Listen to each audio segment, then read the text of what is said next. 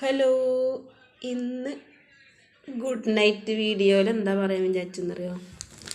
പപ്പടം packing ആണ്. ഇത് 20 രൂപയുടെ പാക്കറ്റാട്ടോ. 20 രൂപയുടെയാണ്. ഇത് 50 രൂപയുടെയാണ്. ഇന്നത്തെ ഡ്യൂട്ടി ഇതാണ്.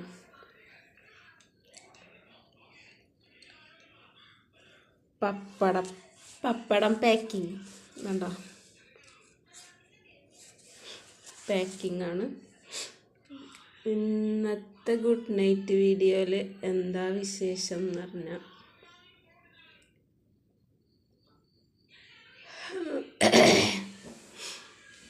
ഇന്നത്തെ വിശേഷം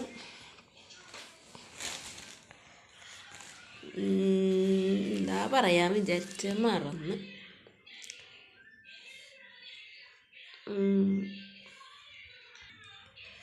ഇന്നത്തെ അച്ചാർ പാക്കിങ് രാവിലത്തെ കഴിഞ്ഞ് അത് വണ്ടി വന്നു, അത് കൊണ്ടുപോയി.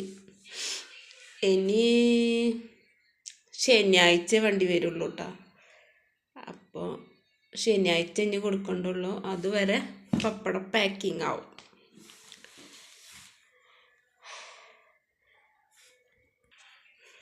പിന്നെ ഈ കവറിലാട്ട പാക്ക് ചെയ്യണ. ഇത് 5-6 സൈസ് കവറാണ്. കണ്ടോ, ഈ പാക്കറ്റാണ്. പിന്നെ ഇന്ന് എന്താ പറയുന്നത്, ഈ ആരുടെയെങ്കിലും വായനൊക്കെ എന്തെങ്കിലുമൊക്കെ ഇങ്ങനെ വീഴണതൊക്കെ പറക്കിയെടുത്തിട്ട് മുത്തുമണികൾ കോർത്തിട്ട് ഒരു മാലയാക്കാൻ നിൽക്കണ നേരം നിങ്ങൾക്കൊക്കെ എൻ്റെ വീഡിയോ ഒന്ന് കണ്ടുകൂടെ? എൻ്റെ വീഡിയോ കണ്ടൊരു ലൈക്കൊക്കെ അടിച്ചുകൂടെ? ഒരു സബ്ബൊക്കെ ചെയ്തുകൂടാ? ഈ ആൾക്കാരെ വായിന്ന് ഇങ്ങനെ പറഞ്ഞിട്ട് ഒരു എന്താ പറയുക, ഒരു ആളുടെ വായിന്ന് എന്തേലും ഒന്നുകൊണ്ട് വീണു എന്ന് വിചാരിച്ചിട്ട് അതൊക്കെ ഇങ്ങനെ പെറുക്കിയെടുത്ത് മാല കോർത്തിട്ട് മാലക്കൊരവസാനമില്ലാത്ത കോർക്കലാണല്ലോ. ആ നേരങ്ങൾക്ക് എൻ്റെ വീഡിയോ കണ്ടുകൂടെ? സബ് ചെയ്തൂടെ? അല്ല പിന്നെ ഇല്ലാതെ ഇപ്പം എന്താ ഇപ്പം ഇതിന് പറയുക? അതുകൊണ്ടാണെങ്കിൽ എന്തെങ്കിലുമൊക്കെ പറയാൻ ആൾക്കാർക്ക് അടുത്തിട്ട് അലക്കാൻ എന്തെങ്കിലുമൊക്കെ ഇങ്ങനെ പറഞ്ഞുകൊണ്ടിരിക്കും. അതിൻ്റെ പിന്നാലെ തന്ന് പറക്കാൻ കുറേ ആൾക്കാർ. നമുക്കൊന്നും വേറെ പണിയില്ല മനുഷ്യന്മാരെ. ഒരു പണിയില്ല വെച്ചെങ്കിൽ എൻ്റെ വീഡിയോ എടുത്ത് കണ്ടോളൂ. ഒന്നില്ലെങ്കിൽ കുറേ വളിഞ്ഞ തമാശയും വളിഞ്ഞ ഡയലോഗും വളിഞ്ഞ അഭിപ്രായങ്ങളൊക്കെ കേട്ടൂടെ? ആ പെണ്ണിനെ വെറുതെ വിട്ട്. ആ പെണ്ണാണെങ്കിൽ ഈ പറഞ്ഞ പോലെ ആൾക്കാർ അതിൻ്റെ പിന്നാലെ ഉണ്ടെന്ന് കണ്ടിട്ട് തന്നെയാണ് ആ പെണ്ണിങ്ങനെ ഓരോന്ന് വിഡ്ഢിത്തരങ്ങൾ വിളിച്ച് പറയണതും.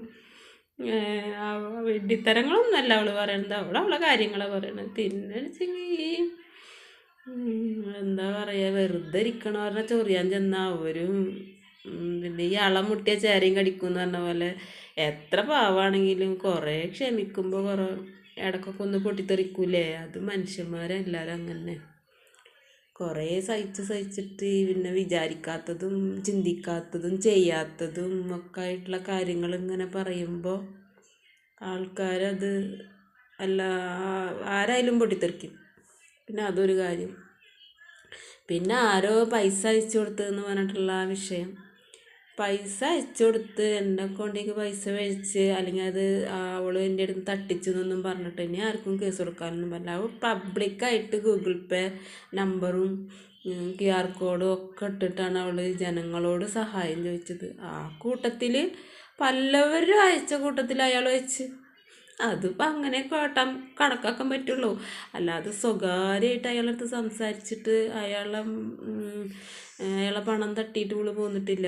ഗൂഗിൾ പേ നമ്പറും അക്കൗണ്ട് നമ്പറൊക്കെ കൊടുത്തിട്ട് അയാളിൽ നിന്ന് പണം വാങ്ങിയിട്ട് അവൾ പോന്നിട്ടില്ലല്ലോ. അവൾ പബ്ലിക്കായിട്ടാണ് ഇട്ടിക്കണത്. അക്കൗണ്ട് നമ്പറും കാര്യങ്ങളൊക്കെ ഗൂഗിൾ പേ നമ്പറും പിന്നെ ബാങ്ക് അക്കൗണ്ടും അതേപോലെ QR കോഡ് അടക്കം ഇട്ടിട്ടാണ് പബ്ലിക്കായി ഇട്ടിട്ടാണ് അവൾ സഹായം ചോദിച്ചിരിക്കുന്നത്. അവളെ പലരും സഹായിച്ച കൂട്ടത്തിൽ അയാളും സഹായിച്ചിട്ടുണ്ടാവും. അതിനിപ്പോൾ അങ്ങനെയല്ലേ വിലയിരുത്താൻ പറ്റുള്ളൂ, അതിനങ്ങനെ കാണാനല്ലേ പറ്റുള്ളൂ. അല്ലാതെ ഇപ്പോൾ അയാൾക്ക് ഇനി ഒരിക്കലും അയാൾ എൻ്റെ എത്ര കൊടുത്തിട്ടുണ്ടെങ്കിലും ചിലപ്പോൾ എല്ലാവരും ചിലപ്പോൾ 50, 100, 1000 ഒക്കെ കൊടുത്തിട്ടുണ്ടാവുള്ളൂ. അയാൾ എത്ര ലക്ഷം കൊടുത്തു എന്ന് പറഞ്ഞാലും ശരി, അയാൾക്ക് ഇനി ഒരു ചതിച്ചു എന്നോ വഞ്ചിച്ചു എന്നോ ഒന്നും പറഞ്ഞിട്ടൊരു കേസ് കൊടുക്കാനോ അങ്ങനെയുള്ളതിനൊന്നും പറ്റില്ല. അവളുടെ ഭാഗത്ത് തന്നെയാണ് അപ്പോഴും ശരി. അത് അയാൾ സൂക്ഷിക്കേണ്ടിയിരുന്നു. അയാൾ വല്ല എത്തിമക്കൾക്ക് അരി വാങ്ങാൻ വെച്ചിട്ട് എന്തെങ്കിലും കൊടുക്കാൻ നെയ്യത്തുണ്ടെങ്കിൽ അത് മാത്രം കൊടുത്താൽ മതിയായിരുന്നില്ലേ? അയാളെന്തിനാ ലക്ഷങ്ങളൊക്കെ അയച്ചു കൊടുക്കാൻ പോയത്? അതിനങ്ങനെ കാണാൻ പറ്റുള്ളൂ. അങ്ങനെ പബ്ലിക്കായിട്ട് അവൾ എല്ലാ ലോകത്തുള്ള എല്ലാ ജനങ്ങളോടും സഹായം ചോദിച്ചുകൊണ്ടാണ് അവൾ അക്കൗണ്ട് നമ്പറും കാര്യങ്ങളൊക്കെ ഇട്ടിരിക്കുന്നത്. ഇപ്പോഴും അവളുടെ അഡ്രസ്സും കാര്യങ്ങളൊക്കെ അവളുടെ ഡിസ്ക്രിപ്ഷനിലൊക്കെ എടുക്കുന്നുണ്ട്.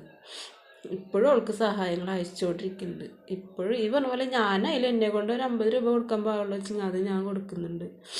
അതേപോലെ എല്ലാവരും അവൾക്ക് കൊടുക്കുന്നുണ്ടാവും. അവൾക്ക് വേണ്ടിയിട്ടല്ല കൊടുക്കണത്. അവളൊരു 5 മക്കളുണ്ട്. അവരെത്തീമാണ്. അവൾ വേറെ വിവാഹം കഴിച്ചാലും ആ കുട്ടികളെത്തീം തന്നെ. അവരെ വാപ്പ ഇനി എനിക്ക് വരുമൊന്നുമില്ല. മരിച്ചു പോയ വാപ്പ വീണ്ടും എനിക്ക് വരുമോ? അത് വരാത്തിടത്തോളം കാലം ആ കുട്ടികളെത്തീം തന്നെയാണ്.